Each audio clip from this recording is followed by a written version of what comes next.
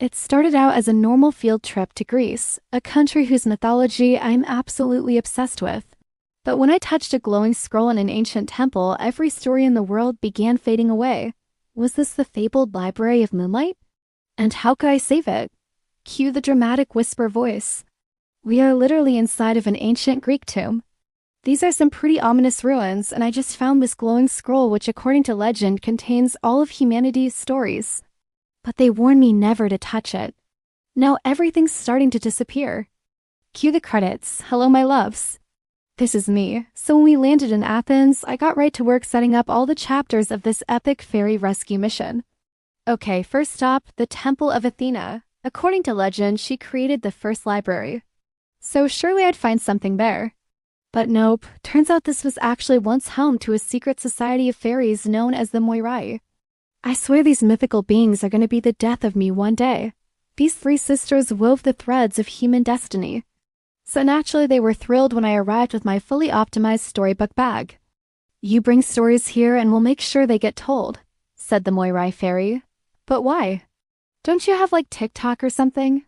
Oh honey, that's child's play. The best stories come from around a campfire, passed down from grandmas and grandpas.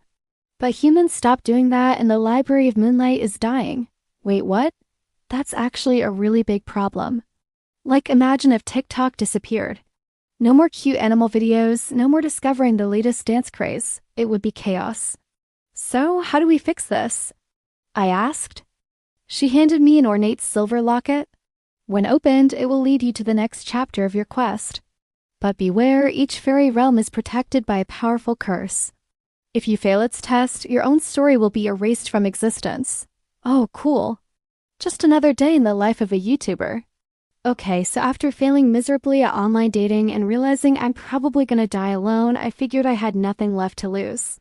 So I opened the locket and entered the second chapter, the Sandstorm Heist. I popped out right in the middle of a scorching hot Namibian desert.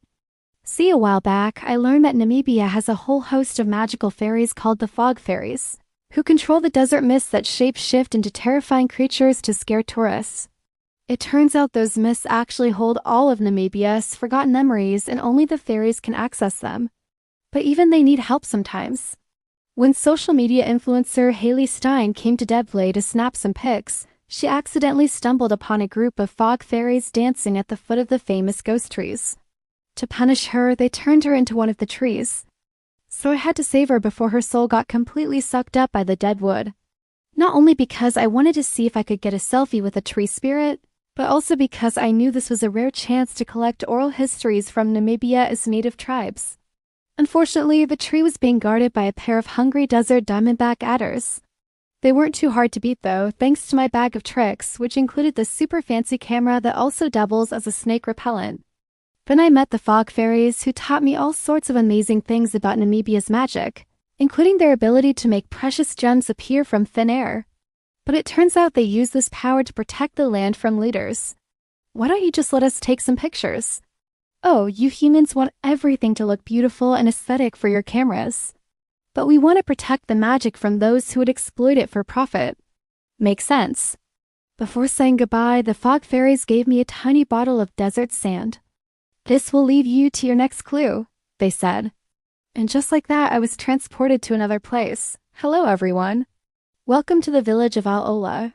I hope you've brought your passport because now I'm in Saudi Arabia. But wait, aren't fairies supposed to be small? Well, it turns out that's just an illusion cast by their protective magic. Seriously, you can't get within 5 feet of them without being instantly polymorphed into a toad. Good thing I came prepared with this toad.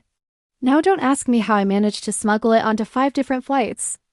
But somehow this little guy became my ticket to riding camels across the dunes. Apparently, his eyes were the perfect shade of amber to lure a Kareen out of hiding. And what is a Kareen? Well, basically an elemental genie bound to a person or place.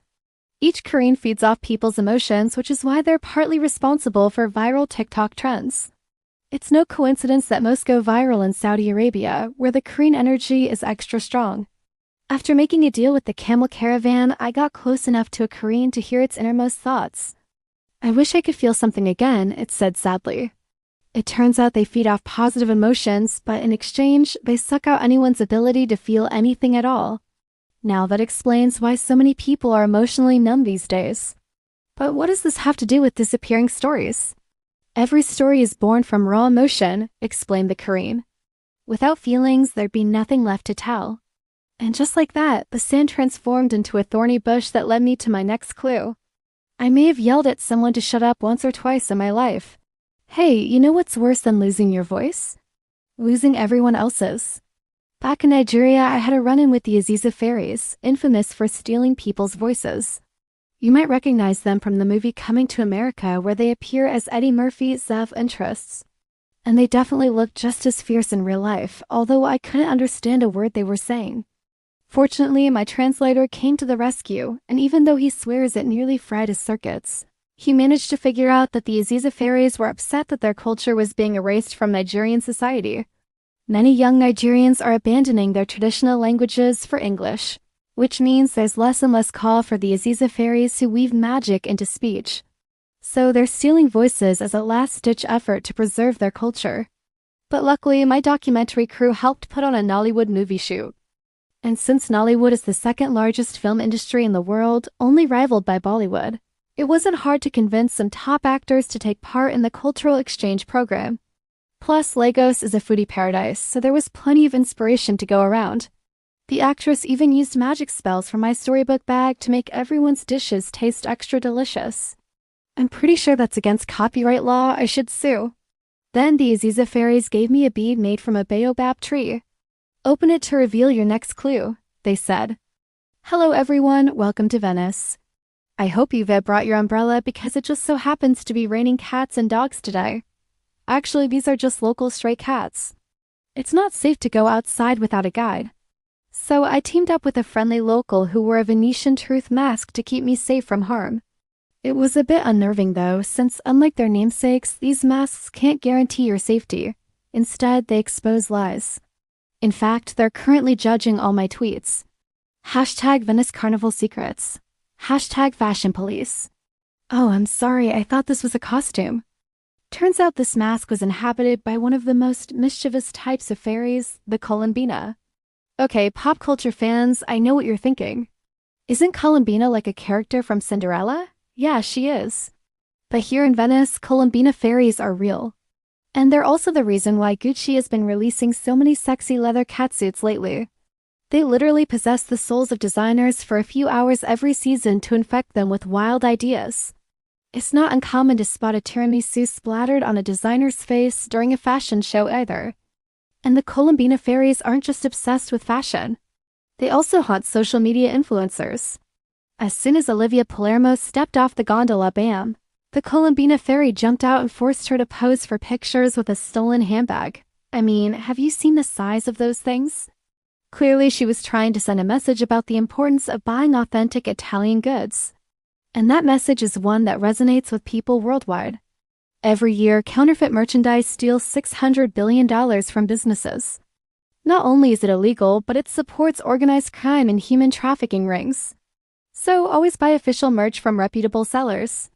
The Columbina fairies were so pleased with my support that they gifted me a glass marble, which transformed into a winged griffin when I held it over the Grand Canal, and with that, I was whisked away to my next clue. Well, hello everyone. I hope you've brought your insect repellent because I just got attacked by mosquitoes. Lucky for me, I was saved by a local fairy named Nala, who turned my skin into patchwork fabric to camouflage me from pesky bloodsuckers. Turns out she was just testing me to see if I deserved her help. And she had a very good reason for wanting my assistance. For years, she and her fellow Lakia fairies have been protecting a sacred banyan tree. But recently, social media has made them lazy and they haven't watered it in weeks.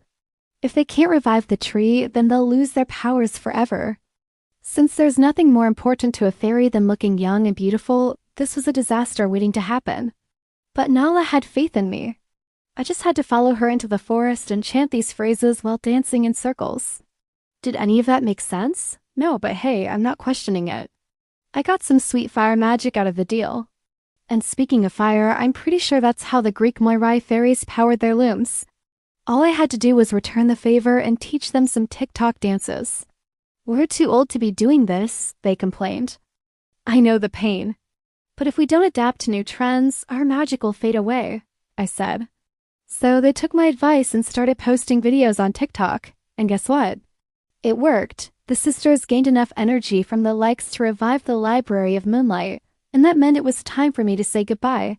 Now, before I get to the sequel, please subscribe for the next adventure, Fairy Language Lessons, where I learn all about the weird world of pixie linguistics. But until then, check out the sequel to find out how I rescued Tech from disappearing forever. Bye.